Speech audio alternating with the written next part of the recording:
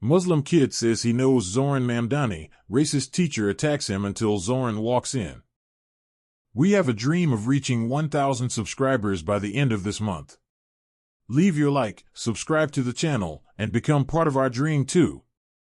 Ayan Hassan sat quietly in the back of Class 7B, his hands folded on top of an unfinished worksheet, his eyes lowered in the respectful way his mother had taught him. Ms. Dillard paced at the front of the room with that sharp, irritated energy she carried every morning, the kind that made every student hold their breath until her mood became clear. Today, unfortunately, her mood was bad. Very bad. The kind of bad that made the smallest noise echo like an explosion.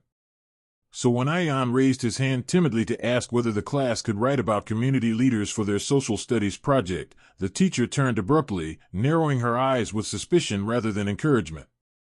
Community leaders? She scoffed. Like who? Ayan hesitated, twisting his pencil between his fingers.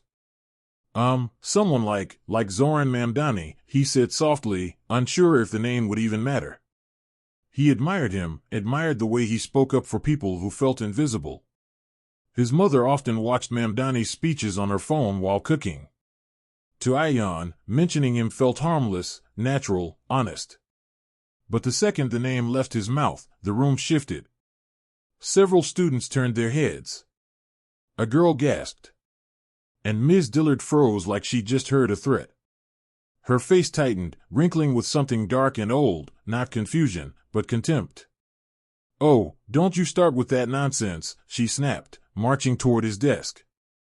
Children like you don't know politicians. She used her fingers like quotation marks, stabbing them aggressively in the air. You barely speak in class. You think someone important would actually talk to you? She laughed, not kindly, not even cruelly. It was a laugh of disbelief, a laugh that tried to make the whole class join in. Ayan felt heat flood his cheeks. He opened his mouth to explain that his uncle worked in a community center Mamdani visited often, but before he could speak, she slammed her hand on his desk. Hard. Stop lying, she barked. You think saying you know someone famous makes you special? She leaned closer, her voice dripping venom. You are nothing but a little immigrant boy trying to impress your classmates. Sit down, shut your mouth, and stop pretending. A tear slipped down Ayan's cheek before he could stop it. The class went silent. No one moved. No one breathed. And then, as if the universe had perfect timing, a calm, steady voice came from the doorway. Is there a reason you're yelling at him? The class turned. Ayan turned. And Ms. Dillard went pale as chalk. Because standing there, real, unmistakable, and watching everything, was Zohran Mamdani himself. For a heartbeat, no one believed their own eyes. The doorway, usually a dull frame for hall passes and late slips, had become a shockwave. There he was, the man from the news clips, the community meetings, the speeches that sometimes floated from TV screens in their living rooms. The same thoughtful eyes, the same short beard, the same calm posture that made his presence feel both gentle and unshakable. Zohran Mamdani stood with one hand lightly on the doorframe, the other resting at his side, as if he had simply been walking past and decided to step into a storm. The fluorescent lights hummed overhead. A paper fluttered from a desk to the floor. Somewhere, far down the hall, a locker slammed. But in room 7B, time had stopped. Ayan's heart pounded so hard he thought the whole room could hear it. For a second, he genuinely wondered if this was some kind of dream, the kind where humiliation rewinds itself and justice walks in right on cue. His eyes darted from his teacher to the man in the doorway, then back again. The words she had thrown at him, nothing, lying, little immigrant boy, still echoed in his chest, but suddenly they felt lighter, as if they'd been intercepted mid-flight by the presence now standing just a few feet away. Under his desk, his fingers gripped the edge of his chair, knuckles white. He didn't dare speak, not yet. He didn't have to. Ms. Dillard, on the other hand, looked like the air had been sucked from her lungs. The arrogant curve of her mouth flattened. The false confidence in her posture drained away. Assemblyman Mamdani, she stammered, her voice higher than usual. I didn't know you were visiting. She tried to straighten up, smoothing her blouse with shaking hands, forcing a smile that didn't reach her eyes. We were just having a spirited classroom discussion.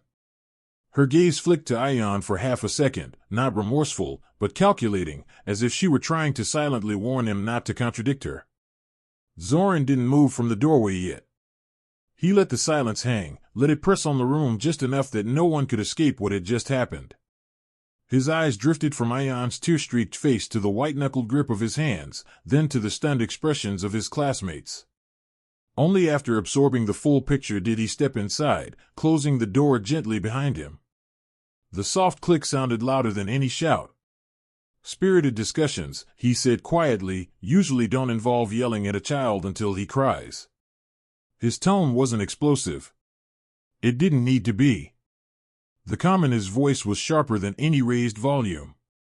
A few students exchanged looks, their eyes wide with the kind of hope that arrives only when an adult finally says what they've all been thinking. Ms. Dillard forced a laugh that came out brittle. "Oh, well, kids exaggerate," she said quickly. "He was being disruptive, claiming wild things. I was simply correcting him." She turned to the class, expecting nods of agreement, loyalty purchased by fear and grades. Instead, she found 27 faces staring back at her with an expression she had never seen directed at her before, doubt. And for the first time since she'd started teaching, she realized something terrifying: her authority wasn't the only power in the room anymore. For a long moment, the room remained painfully still. Zohran took one step closer, his gaze steady, his presence filling the classroom with a quiet weight that made every student sit straighter. He wasn't angry, that would have been easier for Ms. Dillard to deflect. He was disappointed. And disappointment from a public figure who devoted his life to protecting families like Ayan's was far more powerful than any outburst. He turned slightly toward the boy. "Ayan," he asked softly, "can you tell me exactly what happened?" The teacher's eyes widened in panic. "He's confused," she blurted quickly. "Children at this age." Zohran lifted a hand, a calm but absolute signal for her to stop. She froze mid-sentence, lips pressed together. Ayan swallowed hard. His voice trembled when he spoke. I just said I knew you." "And why did you say that?" Zohran asked gently. "Because it's true," he said. "You visit the community center where my uncle works. I met you twice. You even signed my notebook once." Before Zohran could respond, Ms. Dillard snapped, "There. You see? This is what I mean. Children make up stories for attention." A murmur rippled across the room, students whispering, frowning. Jenna, a girl with braided hair and a fierce sense of fairness, raised her hand but didn't wait to be called on. "He wasn't lying," she said boldly. "You yelled at him for no reason." Marcus, the boy who always sat near the window, chimed in, "You slammed your hand on his desk. You scared him." A few more voices followed. "She said he was nothing. She told him to shut up." We all heard it. Ms. Dillard's face flushed a blotchy red. "This is absurd. Children twist things." "Then say it again," Zohran said quietly. The room froze. Every head snapped toward him. Even Ayan looked up, confused. Zohran locked eyes with her. "Say exactly what you said to him." "I'm here now." "Say it again." Her throat bobbed as she swallowed. "Hard. I didn't." "You called him nothing, didn't you?" His voice was firm but controlled. She opened her mouth. Nothing came out. "You told him he was lying," he continued. "You told him that someone like him couldn't know someone like me." I misspoke," she whispered. "No," Zohran replied. "You meant every word when you said it." The room filled with a harsh, suffocating silence. Because everyone now understood the truth. She wasn't afraid of being wrong. She was afraid of being witnessed. Zohran glanced at the students. "Did she say those things?" 27 heads nodded instantly. He turned back to her, his voice lowering to a tone that made even the air in the room tighten. "Never again," he said. "Not to him. Not to any child." Miss Dillard's composure cracked completely. She stumbled back a step, shaking. And in that moment, everyone realized the balance of power in the room had shifted permanently. But none felt it more deeply than Ayan, who looked up at Zohran through tear-wet lashes and finally felt safe.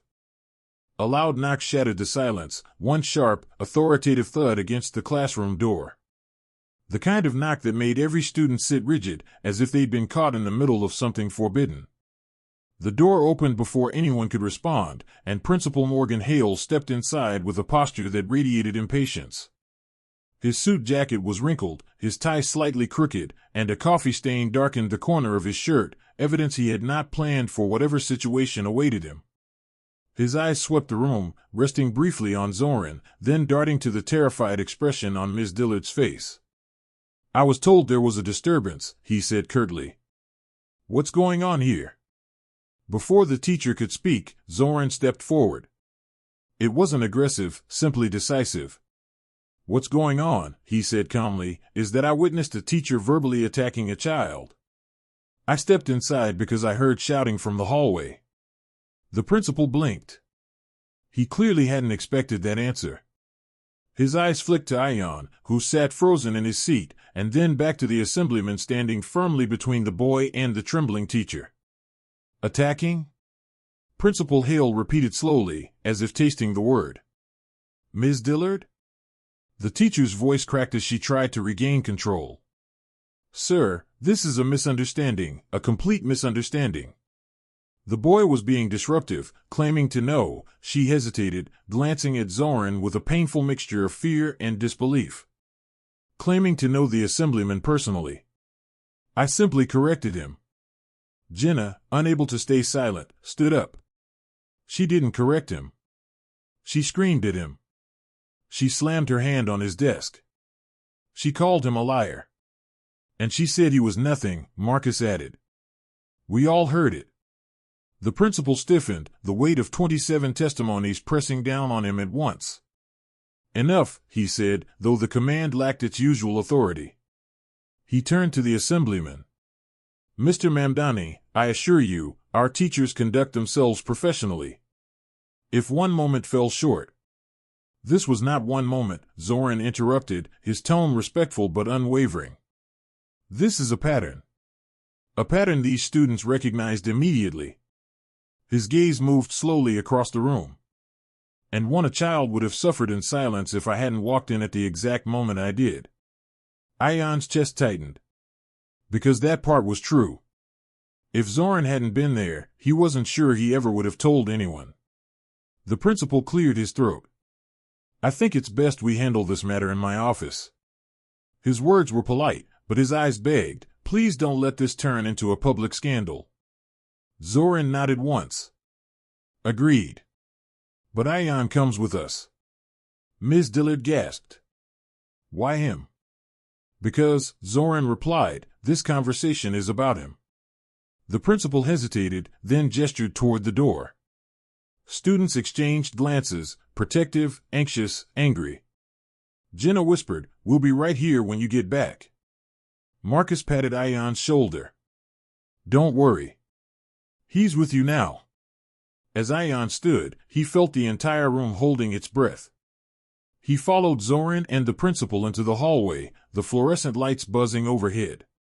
Behind him, the classroom door closed with a soft click, and for the first time, the school felt like a place where he wasn't alone. Because walking beside him, calm and steady, was a man who refused to let him be silenced. The walk to the principal's office felt longer than usual, not because of the distance but because of the crushing, electric tension that followed them down the hallway. Ayan walked between Zohran and Principal Hale, the worn floor tiles passing under his feet like squares on a chessboard, each step pushing him deeper into a situation he'd never imagined. His heartbeat drummed in his ears, but every time he glanced sideways, Zohran gave him a small nod, a quiet reminder that he was not facing this alone. Behind them, Ms. Dillard trailed like a shadow unraveling, her heels clicking unevenly, her breath shaky. When they entered the office, Principal Hale gestured toward the chairs. "Please. Have a seat." Ion sat closest to Zohran, while the teacher took the chair furthest from him, as if distance could dilute the consequences waiting to land on her. The principal settled behind his desk, lacing his fingers together. "All right," he began, "let's clear this up before assumptions get out of control." Zohran leaned forward slightly. "This isn't an assumption situation," he said calmly. "I heard her." The principal coughed lightly, avoiding his eyes. "I understand, but—" "No," Zohran repeated. "Listen." For a moment, the room went silent. Then he spoke, not loudly, but with a clarity that seemed to tilt the walls inward. "I heard a teacher yelling at a child. I heard her call him a liar. I heard her mock him for being an immigrant. I heard her tell him he was nothing." Ion stared at the floor, but hearing the words spoken aloud by someone powerful made his chest tighten in a new way, not with fear, but with recognition. With validation. Ms. Dillard's voice came out strangled. "This is being blown out of proportion. He was lying." "Was he?" Zohran asked. "Or did you assume he was?" She faltered. "He said he knew you." "And he does." The principal's head snapped up. "He does?" "Yes," Zohran said. "I met him at the Astoria Community Center. Twice. He told the truth. And your teacher punished him for it, publicly, aggressively, and with language that no child should ever hear." The principal swallowed hard. The situation was collapsing faster than he could patch it. "Ion," he said gently, "I need you to tell me exactly what happened." Ion's throat tightened, but he breathed in slowly. With Zohran sitting beside him, he felt brave enough. "I said I knew him," he whispered. "She said I was lying. She yelled. She said I was nothing, and that someone like me couldn't know someone like him." The principal turned to the teacher. "Is that accurate?" Her eyes darted wildly. I may have said something like—" "Stop," Zohran cut in softly. "Tell the truth. The full truth." The pressure was too much. She broke. Tears pooled in her eyes. "Fine," she choked out. "Yes. I said those things. But I didn't mean."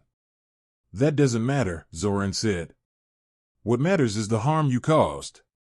Principal Hale removed his glasses, pinching the bridge of his nose.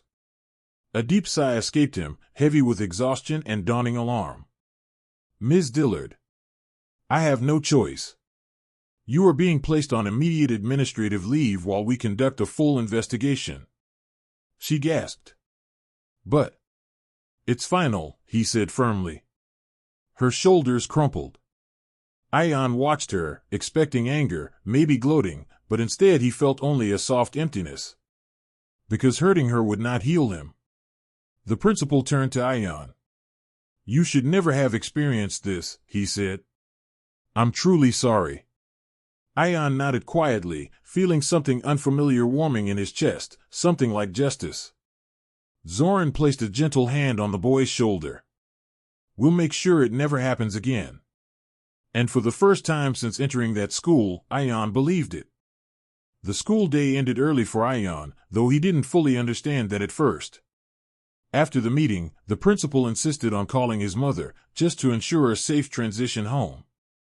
The phrase confused him. Transitions were for files or office workers, not 12-year-old kids, but he didn't argue.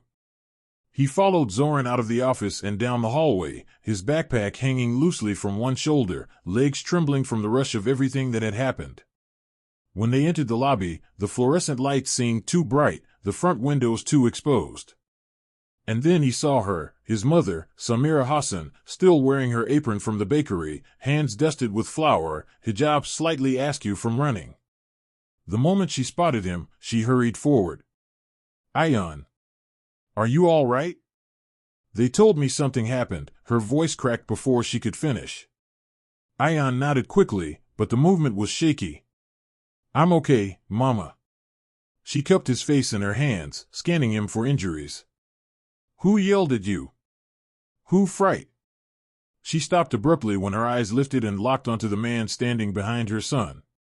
Her hand flew to her mouth. Assemblyman Mamdani, she whispered, stunned.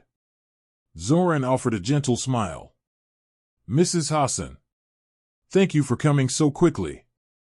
Her eyebrows furrowed with a mixture of confusion and fear. Why are you here? What is happening? Ayan looked at the floor. Words knotted in his throat. Zohran stepped in calmly. Your son was mistreated today. Verbally attacked by his teacher. Samira's breath hitched. Attacked? Yes, he said softly. I heard it myself. I walked in while it was happening. Her eyes widened in horror. What did she say to him? Ayan's fingers curled by his sides. He didn't want to repeat the words. He didn't want her to carry that pain. But Zohran understood instantly. He placed a hand on Samira's arm.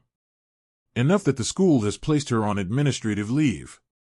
Enough that your son's courage in telling the truth made an entire classroom stand with him. Samira blinked rapidly, tears forming. My boy, she pulled Ayan into her arms, hugging him tightly. His face pressed into her shoulder, the smell of sugar and warm bread grounding him in a way nothing else had all day. You should never have gone through that. Not here, not anywhere. He felt her trembling. Mama, I'm okay, he whispered. Really? He helped me. Samira slowly loosened her embrace, turning to Zohran with deep emotion in her eyes. Thank you, she said. You didn't have to step in, but you did. May God bless you. Zohran shook his head gently. I didn't do anything extraordinary, Mrs. Hassan. I simply refused to ignore injustice happening in front of me. But your son, he showed extraordinary bravery. Ayan blinked, startled. Me? Yes, Zohran said. You told the truth even when someone tried to silence you. That takes strength most adults don't have. Samira placed a hand on her son's back, pride softening the fear that had been on her face moments earlier. He has always been strong, she whispered. Even when the world tries to make him small. The principal approached them then, clearing his throat. Mrs. Hassan, I want to assure you that the school will conduct a full investigation. We will also be arranging additional support for Ayan moving forward. Samira nodded, though her grip on her son tightened protectively. Thank you, she said coolly. Ayan glanced at Zohran, who gave him an encouraging nod. You're going to be okay, he said quietly. This isn't the end of your story. It's the beginning. The words sank into Ayan like sunlight pushing through winter clouds. For the first time in a long time, he believed them. Together, they stepped outside into the crisp afternoon air. A mother holding her son close. And a leader walking beside them. Determined to make sure no child ever faced that kind of cruelty again. By evening, the school's beige hallways and echoing classrooms were silent, but the world outside was anything but. Ayan sat on the living room carpet, his knees pulled to his chest, as the news began to ripple through the community in ways he never expected. It started with a simple notification on Jenna's phone, a 14-second clip she had recorded in class, showing Ms. Dillard towering over Ayan, her voice sharp and unmistakable, "Stop lying. You are nothing." The audio was muffled but clear enough to hit like a punch. In the background, someone's gasp could be heard. Within an hour, the clip was shared in a WhatsApp parent group. Within 3 hours, it appeared on TikTok with the caption, "Teacher humiliates Muslim student, but watch who walks in eyes." By nightfall, it had already reached 300,000 views. Comments poured in. Unacceptable. Fire her immediately. Proud of this kid for staying calm. Wait, is that Zohran Mamdani walking in at the end? Ayan's mother tried to shield him from the noise, gently placing her phone face down on the table each time a new alert buzzed. Don't worry about what people say, she murmured while stirring lentils on the stove. But every few minutes, she peeked anyway, her jaw tightening, her brows lifting in disbelief as the views skyrocketed. Ayan, meanwhile, didn't know what to feel. The world suddenly knew something he'd kept hidden, the humiliation, the fear, the words he never wanted to remember. He curled deeper into the carpet, uncertain whether he wanted to disappear or stand taller. When he finally unlocked his own phone, he found dozens of messages from classmates. "We're with you. You didn't deserve that, bro. Your mom must be proud." But there was one message that made his throat tighten. It came from a number saved under a name he'd added months ago after meeting him at the community center. "Zohran Mamdani. I'm checking in. You held yourself with dignity today. I'm proud of you." Ayan stared at the words for a full minute. Then he smiled, small, shy, but real. Across the city, the story evolved. Several local journalists reached out to parents, wanting details. A well-known activist reposted the video with the caption, "This is why representation matters. This is why our kids need protection." Even a city council member commented publicly, calling for an immediate review of the school's discipline and anti-bias policies. At the Hassan apartment, Samira finally sat beside her son on the carpet, pulling him close. "The internet is loud," she said softly. "But you were louder today in the way that matters most, in truth." Ayan leaned into her shoulder. "Mama, am I in trouble?" She kissed the top of his head. "No, Habibi. The only one in trouble is the woman who tried to break your spirit." A faint knock came at their door. Samira stood, confused. They rarely had visitors at night. When she opened it, she found a familiar face standing under the dim hallway light, hands clasped politely, voice warm. "Sorry to stop by so late," Zohran said. "But I wanted to check on Ayan in person." And for the first time since the incident, Ayan felt the world is safer than it seemed. Because someone powerful cared enough to show up twice in one day. Zohran stepped inside the Hassan apartment with the same quiet respect he carried everywhere, shoulders relaxed, shoes taken off at the door, eyes warm as he greeted Samira with a small bow of appreciation. The apartment was modest, the walls lined with family photos, school drawings, and a single bookshelf overflowing with cookbooks and prayer texts. Ayan peeked from behind his mother, unsure whether he should run forward or hide. Zohran noticed and crouched slightly, smiling. "I came just to make sure you're okay," he said. "Not to talk about school or meetings or anything heavy. Just you." Ayan stepped out slowly, his shoulders tense. "I'm okay," he whispered. Zohran shook his head gently. "You don't have to be, you know." Those words cracked something inside the boy, not pain, exactly, but the realization that he didn't need to pretend. His teacher expected fear. The internet expected a statement. The school expected silence. But Zohran expected nothing except honesty. Ayan's eyes softened. "I was scared," he admitted. "I thought, maybe I did something wrong." Samira leaned forward, anger flaring through her voice. "You did nothing wrong," she said firmly. "My son only said the truth, and he was punished for it." Then softer, she added, "But today, he stood tall. Taller than I ever have." Zohran took a seat at their dining table, gesturing for them to join him. "This isn't just about what happened in a classroom," he said. "It's about how our community supports children who are trying to find their voice. What happened to Ayan should never happen to any kid, Muslim, immigrant, or otherwise." Samira nodded, tears threatening again. "I worry every day," she admitted. "I came to this country hoping my son would grow without fear. But sometimes I wonder if the world sees him before it hears him." Zohran's expression deepened, thoughtful. "Then let's make sure the world hears him loud and clear." He reached into his bag and pulled out a small notebook, the same one Ayan had brought to the community center months earlier. The page with Zohran's signature was still there, but now it held something new, a blank sheet with a fresh header written in careful handwriting. It read, "Statement of Student Experience, Draft for Superintendent Meeting." Ayan's eyes widened. "A meeting? With who?" "With the district superintendent," Zohran explained. "I'm arranging it. I want you there. I want them to hear your voice, not mine alone." You deserve to speak about what happened, and they deserve to listen. Ayan's heart lurched. Me? But I'm just a kid. You're the kid this happened to, Zohran said. And that makes your voice the most important one in the room. Samira placed a reassuring hand on her son's back. He's right, Habibi. No one can tell your story better than you. For a moment, Ayan imagined it, sitting in a big office, adults listening as he spoke. His hands shaking. His heart racing. But behind him, he saw Zohran's face, calm and steady. He saw his mother's hand holding his. He saw his classmates outside the office door, waiting like they had earlier. For the first time, the idea didn't feel impossible. Ayan looked at Zohran. Can you help me write it? I'll sit with you, Zohran said, but the words will be yours. And so they began, right there in the Hassan living room, under the soft hum of the ceiling fan and the smell of Samira's simmering lentils.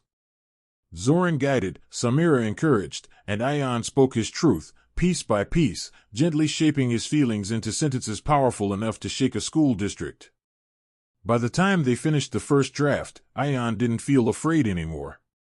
He felt ready. Ready to be heard. Ready to confront the world that had once silenced him. Ready, for the first time, to fight, not with anger, but with truth. And Zohran, watching him write, thought the same thing he had thought earlier that day. This boy is going to change something. The superintendent's office was nothing like Ayan imagined. He expected a cold, intimidating room lined with certificates and stern faces. Instead, he found a long conference table, soft yellow lighting, a wall of bookshelves, and a window overlooking the quiet school courtyard. But none of that eased the tightness in his chest. He sat between his mother and Zohran, his small hands folded nervously in his lap, his freshly written statement tucked carefully inside a folder. Every few seconds, he glanced at the door, half wishing the meeting would start already and half wishing he could run back home. When the door finally opened, Superintendent Valerie Brooks stepped in, a tall woman with silver hair pulled into a bun, her eyes sharp but not unkind. She greeted Samira respectfully, shook Ayan's hand gently, and nodded at Zohran with clear recognition. "Assemblyman Mamdani," she said. "I've heard some details already, but I'm here to listen, fully." She took her seat, opened a notebook, and looked at Ayan with surprising softness. "I understand you had a very difficult day." Ayan swallowed. His voice quivered when he answered. "Yes, ma'am." "Would you like to read your statement?" she asked, "or would you prefer someone else to read it for you?" Ayan felt his mother's hand touch his knee, a silent question. "Do you want to be brave?" He inhaled deeply. "I'll read it myself," he said. The room fell into stillness as he opened the folder. His hands shook, the paper rustling like leaves in the wind. He started slowly, stumbling over a few words, but as he continued, something changed. His voice steadied. His shoulders lifted. Every sentence poured from him like a truth he had been holding back for years. He described the humiliation, the yelling, the words that bruised deeper than any hand could. He described the fear, the shame, the way he tried to speak but was silenced, not by volume, but by disbelief. Finally, he described the moment Zohran walked in, and how the entire weight of cruelty suddenly cracked open. When he finished, he lowered the page. His hands trembled again, but his breath came easier. Superintendent Brooks didn't speak immediately. She removed her glasses, set down her pen, and leaned forward with a seriousness that pulled the whole room closer. "Ayan," she said, "I want to thank you. Not just for speaking, but for trusting us with your voice. What happened to you was unacceptable. It violates school policy, state policy, and basic human decency." Samira let out a breath she hadn't realized she was holding. Zohran sat still, watching Ayan with pride quietly glowing in his eyes. The superintendent continued, her tone firm. "Here's what will happen. The teacher in question will remain on administrative leave. A full investigation will be conducted. We will provide mandatory anti-bias training for every staff member in the district." And she paused, We will be forming a community student advisory board to help us understand cultural and educational needs from students directly. Ayan blinked. What does that mean? It means, she said with a smile, students like you will guide us. Your voice won't only be heard today, it will help shape the future. The boy's eyes widened. His mother squeezed his hand. Zohran nodded with a slow, proud smile. And one more thing, the superintendent added, turning a page in her notes. Ayan, after reviewing your academic record and the report from Assemblyman Mamdani, I believe you qualify for entry into our gifted and talented program. If you'd like, you can begin the transition next month. For the first time in the meeting, Ayan's mouth fell open. Me? Really? Yes, she said. Really? Tears glimmered in Samira's eyes. Thank you so much. But the superintendent shook her head. Don't thank me. Thank your son. His courage is what brought us here. Ayan looked at Zohran again, the man who stepped in when he needed someone, who helped him speak, who stood beside him through every moment of fear. Zohran placed a hand on his shoulder and whispered, You did this, Ayan. Not me.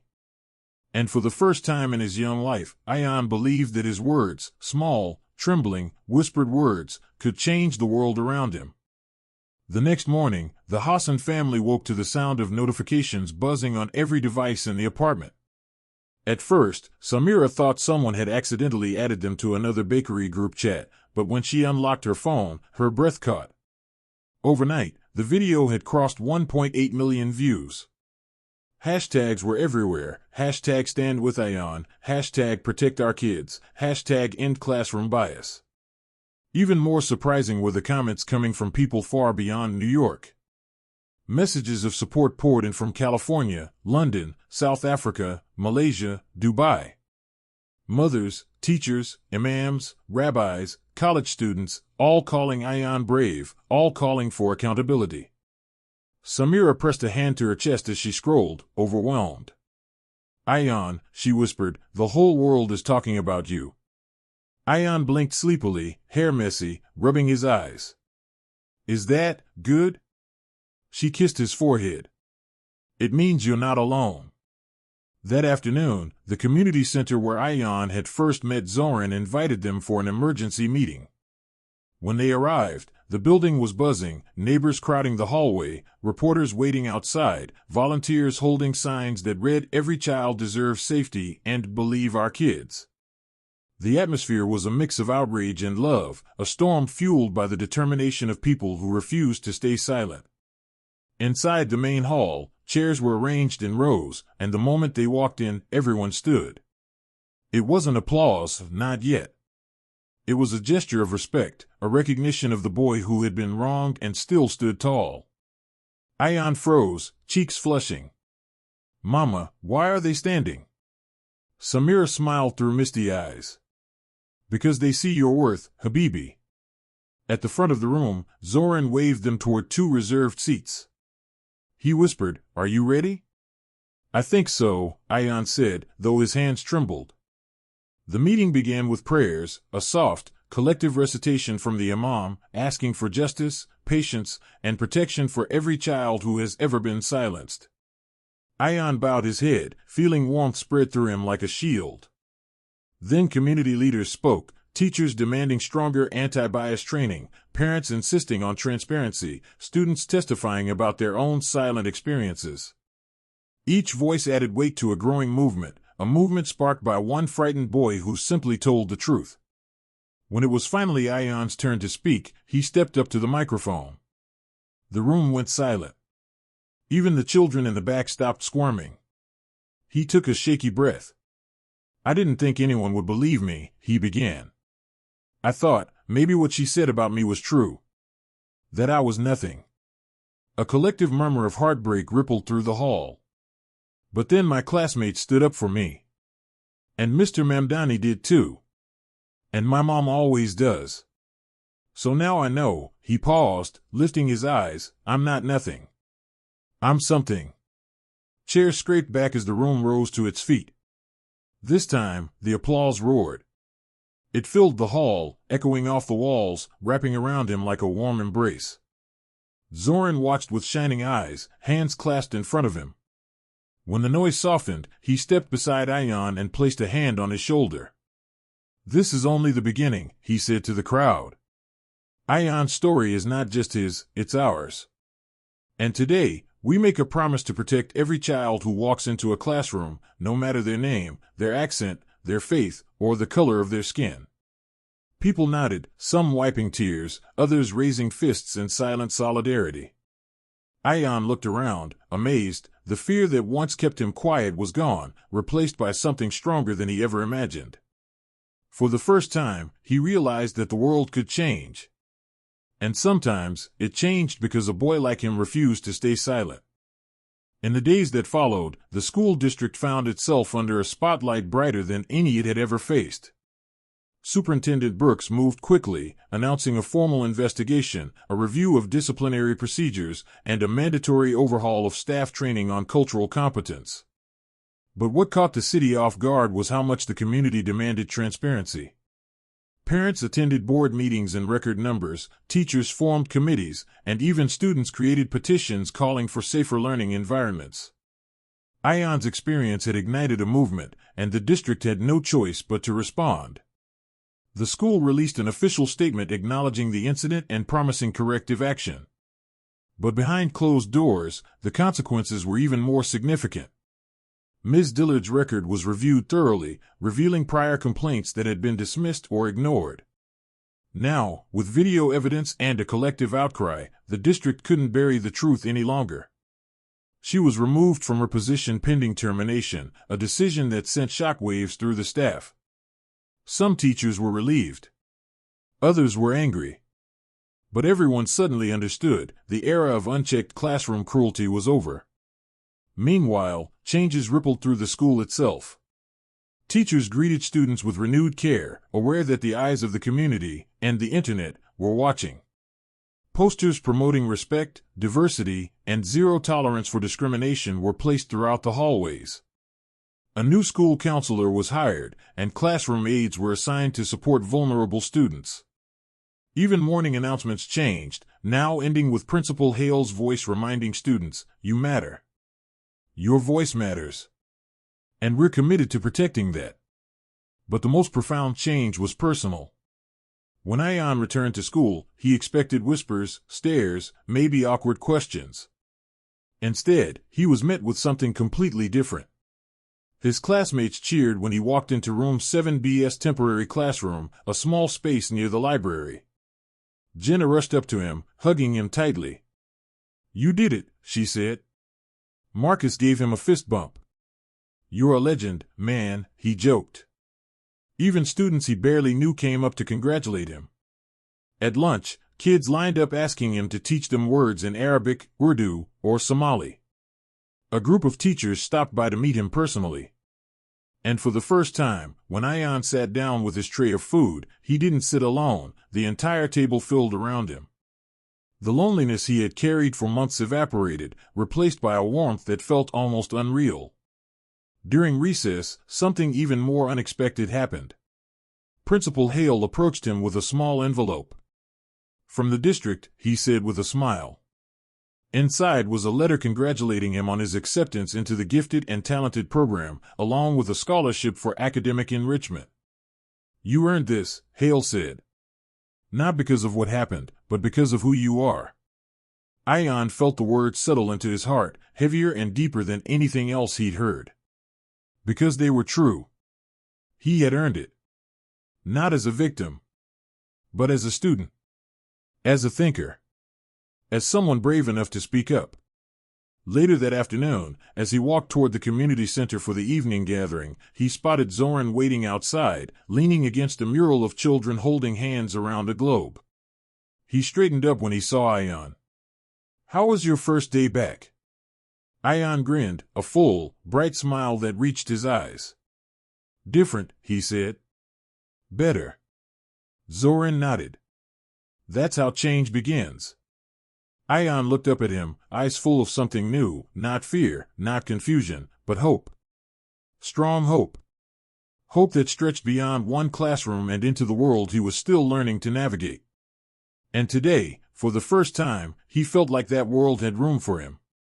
Ayan awoke the next morning with a feeling he hadn't known in months, a deep, quiet excitement. Not nerves. Not fear. Something lighter. Something that made him get out of bed faster, tie his shoes tighter, and breathe a little easier. The world outside his window seemed different, even though the same buses rumbled past and the same bakery smells drifted up from the street below. What changed wasn't the world, it was the way he now walked through it. When he reached school, the halls buzzed with greetings. Students who had never spoken to him waved. Teachers smiled warmly. Even the security guard at the entrance gave him a respectful nod, saying, "Glad you're back, young man." Ayan blushed, mumbling a shy thank you as he continued down the hall.